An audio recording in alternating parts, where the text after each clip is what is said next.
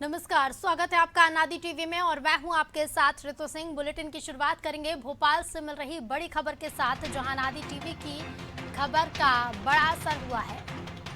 भोपाल से खबर बता दें, अनादि टीवी की खबर का असर हुआ है। अपराधियों के टिकट को लेकर बीजेपी ने फैसला लिया। इंदौर के बाद भोपाल के भी 2 टिकट वापस लिए गए। वार्ड क्रमांक 44 से पिंकी भदौरिया का टिकट कटा है। वहीं वार्ड नंबर 40 से बाबू मस्तान की पत्नी का भी टिकट कटा। तो आपराधिक रिकॉर्ड सामने आने पर टिकट काटे गए हैं। सीएम शिवराज ने आज सुबह ही संकेत दिए थे और अनादि टीवी ने इस खबर को प्रमुखता से दिखाया था।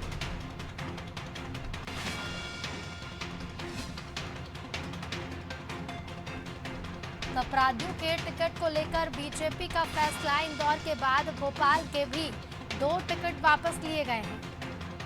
वार्ड क्रमांक 44 से पिंकी भदौरिया का टिकट कटा, तो वहीं वार्ड क्रमांक 40 से बाबू मस्तान की पत्नी का भी टिकट कटा है।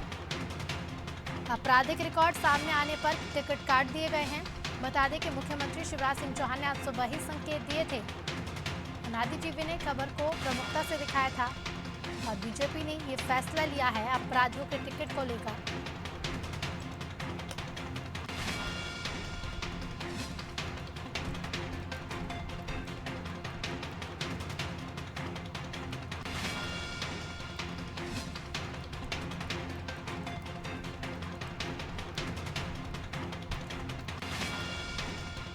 मुख्यमंत्री शिवराज सिंह चौहान ने आज सुबह ही संकेत दिए थे।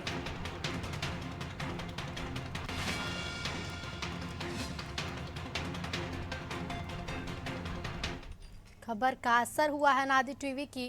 और इसी खबर पर हमारे साथ पॉलिटिकल एडिटर मनोज वर्मा जी जुड़ गए हैं। मनोज जी, अपराधियों के टिकट को लेकर बीजेपी ने फैसला लिया है। इंदौर के बाद भोपाल के भी 2 टिकट वापस लिए गए हैं। यह देखिए, बाबू मस्तान जो कुख्यात सटोरिया, उसकी पत्नी मुशर्रत को टिकट दिया गया था, पिंकी भदौरिया को टिकट दिया गया था। अनादि टीवी ने अपने 2 दिन पहले ही दर्शकों को बताया था कि किस प्रकार बीजेपी की ओर से आपराधिक प्रवृत्ति के लोगों को टिकट दिया गया है। ये मामला जब ऊपर तक संज्ञान में आया संगठन के में, इस पर जमकर मंथन हुआ। आज सुबह ही मुख्यमंत्री शिवराज सिंह चौहान ने कहा था कि कांग्रेस राजनीति का अपराधीकरण कर रही है, लेकिन बीजेपी में जीरो टॉलरेंस की नीति अपनाई जाएगी। यानी जो भी अपराधी प्रवृत्ति के लोग होंगे उनको किसी भी प्रकार से टिकट नहीं दिया जाएगा।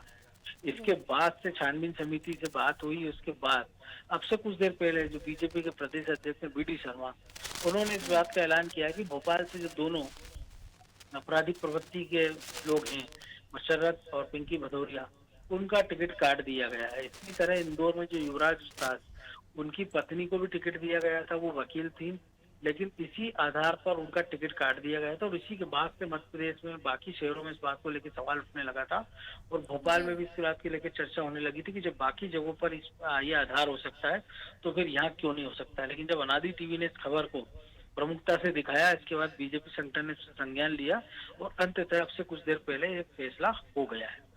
जी बिल्कुल मनोज जी, टिकट कटने का तो फैसला हो गया है। क्या और भी संभावना है कि और भी टिकट कट सकते हैं? साथ ही एक और सवाल है मेरा आपसे कि भोपाल से जो 2 टिकट वापस लिए गए हैं, इनकी जगह पर कौन से नाम सामने आएंगे? क्या इस पर भी फैसला लिया जा चुका है?